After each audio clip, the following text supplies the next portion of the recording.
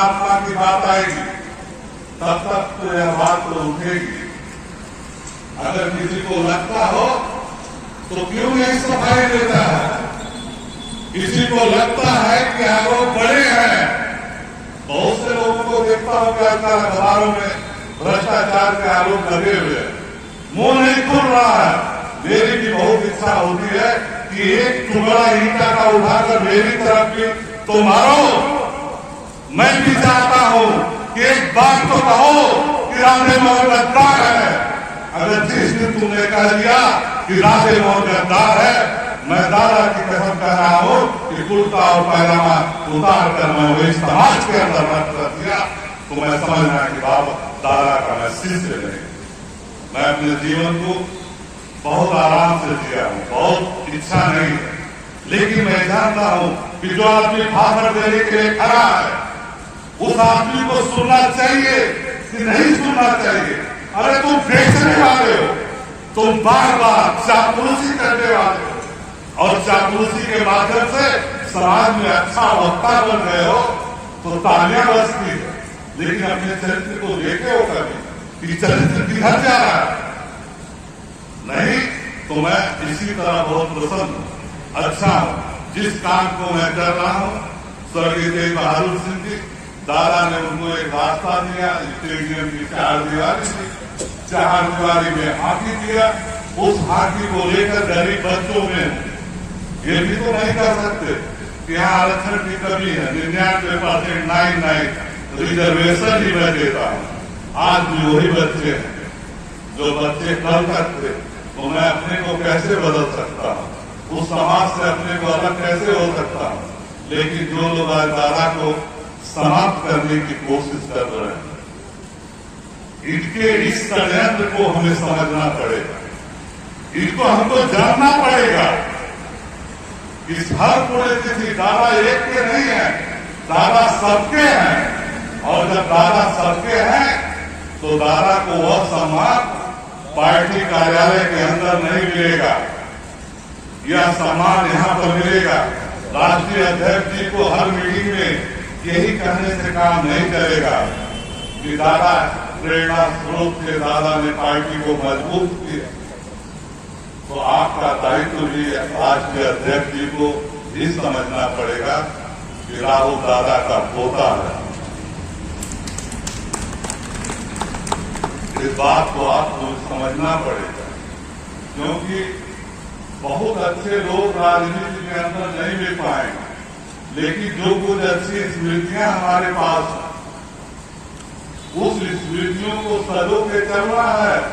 यह हंसने का विषय नहीं है, क्योंकि जिस दिन राजनीति में सिर्फ इस आधार पर आप चलते रहेंगे, जानते हैं कि सामने वाला चोर है, जिसको आप जानते हैं कि पैसा लेकर इसको झंडा बेच सकता है, तो वह इंसान क्या कभी जनता के बारे में सोच सकता है? डर लगती है सरकार से तो अपने घर बैठ जाओ। बिचौलिया करने की जरूरत क्या है? दलाली करने की जरूरत क्या है? अरे दल्ला होता है जो अपने दल अपने पार्टी को भेजता है, वह तो उससे भी गिरा हुआ है जो कि खराब काम करता है। मेरी समझ में यह आता है, और ऐसे लोग समाज के चेहरा बने। मैं समझता हूं कि यह भीड़ 10 की हो चाहे 5 की हो, जब बातें आएगी तो बातें इसी तरह की हो, दूसरी तरह की नहीं हो, क्योंकि दर्द जिसको होता है, जिसने जीवन को जाना है, मैंने कहा ना मुझसे गलती हुई, दादा का बंदर की तरह मैं शिष्य था, उस बंदर की तरह जो अपने हित को नहीं देख पाया कि उसका हित कहां सुरक्षित है। अगर मैं बंदर न होता, शायद दादा का इतना विश्वास पात्र न होता, तो शायद दादा ने राजनीति को जिस तरह से ठीक किया था, राजनीति गाजीपुर की और स्वच्छ और सुंदर होती।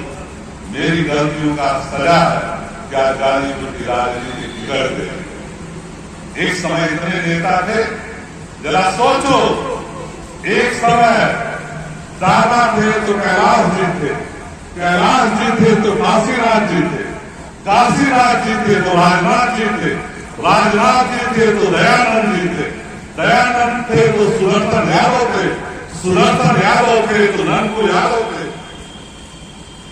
आप कौन है?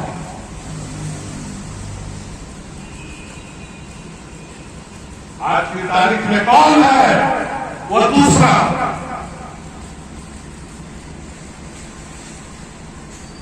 सब नहीं पिछड़ रहे हैं, पिछड़ आप रहे हो।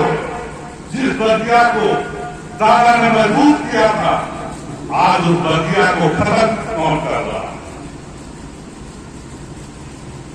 यह आपको सोचना है, हमको नहीं सोचना।